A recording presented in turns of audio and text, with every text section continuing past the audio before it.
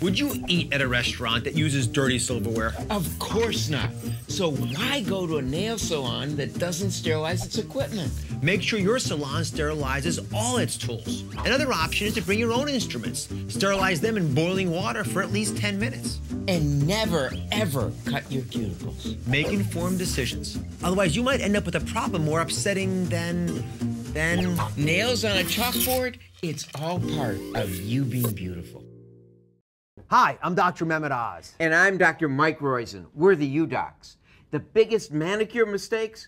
Well, you know you shouldn't abuse your nails by picking or biting or poking at them with screwdriver-like utensils. You also need to be careful about the people you hire to sculpt them. Here we'll explain the most common mistakes people make when taking care of their nails, as well as what to watch for when the so-called pros do it. Here's a U-test. Place the back of your fingertips against each other like this. Look at the space in between them. Ideally, that space should be triangular or shaped like the bottom of a diamond. If the nails are flush together or rounded like the top of a baseball bat, you're experiencing what's called nail clubbing, which could be a sign of other bigger health problems, such as lung disease and hyperthyroidism. Now, we all know the joke about how women can tell a lot about a man just by looking at their hands. But there may be something to it, but not in that way. Research shows that something called the digit length ratio. That's the difference between the length of your second or index finger and the fourth or ring finger can predict such things as IQ, fertility, or even the ability to perform in sports. For men, the typical ratio is for that index finger to be 96% of the size of the ring finger. Pretty good. Not bad. While women typically have a 1-to-1 ratio. In other words, those two fingers are about the same size. The argument is that this ratio is actually a marker of how you were exposed to testosterone in utero. Now, your nails grow from the area under the cuticle the same way as hairs grow from follicles. As new cells grow, older cells become hard and compacted and basically become this keratin that's eventually pushed out towards your fingertips. Fingernails, which grow faster than toenails and which grow faster over the summer than the winter, grow about 1/10 of a millimeter a day, which means that it takes a fingernail about 4 to 6 months to fully grow out. As you age, your nail growth slows down, eventually growing about half as fast when you're 80 as when you were 10. Why are you pointing at me? Toenails are more susceptible to fungal infections because they spend most of their time in the dark.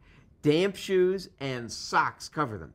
Fingernails are dry and are exposed to UV light, which kills fungi.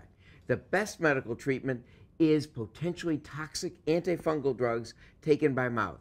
So avoid them unless the fungus is really affecting your life. Now, an athlete's foot, which is, of course, a problem you can get without being a jock, is something that comes from the fact that people will share showers. And, of course, athletes do that a lot.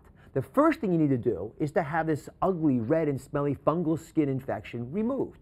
Toss the shoes you're wearing, since the fungus can be living there, as well as on your body.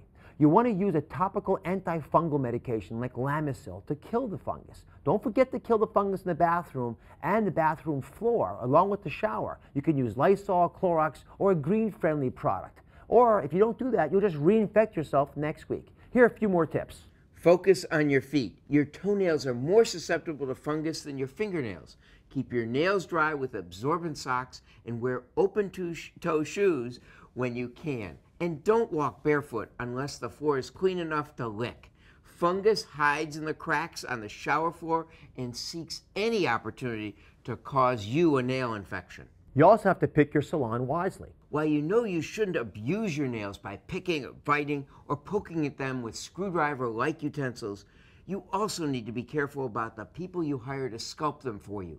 If you get manicures and pedicures, then you don't have to have the cuticles removed. It actually can lead to an infection. Choose a reputable salon where the tools are properly sterilized so that you avoid situations where you risk being contaminated with someone else's fungus and viral infections. Ideally, bring your own instruments and sterilize them yourself by boiling them in water for 10 minutes. Don't use leftover water, by the way, for pasta. And wear cotton-lined rubber gloves when using soap and water for prolonged periods or when using harsh chemicals or cement. Fingernails should be cut straight across and rounded slightly for maximum strength.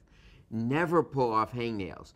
Doing so almost always results in ripping living tissue, painful at best, and possibly a cause of severe infections. Nails need moisture just as skin does, so rub lotion onto your nails when moisturizing your hand. And you can also file the edges of the nails down to avoid them getting caught on things and inducing some of these problems. And finally, you want to get the right shoes. If women were intended to have their heels higher than their toes, wouldn't evolution have provided that? 1 in 6 people have trouble with their feet from improperly fitted shoes. Heels higher than 2 inches should be worn only for short periods of time, if at all. And high-heeled shoes cause excessive pressure on the toes and double the pressure under the bottom of the foot. Cramped toes lead to bunions and corns and calluses and hammer toes and all kinds of other deformities. Leave a ½ inch of space between your toes and the end of the shoe and be able to wiggle those little tootsies. Also, don't let the shoes be so big that your feet slip in the shoes. Remember that the purpose of shoes is to protect the feet and keep them comfortable. Athletic shoes are ideal. A compromise is a shoe with a heel lower than 1 inch with a wide toe box. With a renewed appreciation of your nails, now you know how to keep them dry, well-groomed, and well-protected. And the folks who visit your neighborhood salon will appreciate your diligence in ensuring it's up to snuff.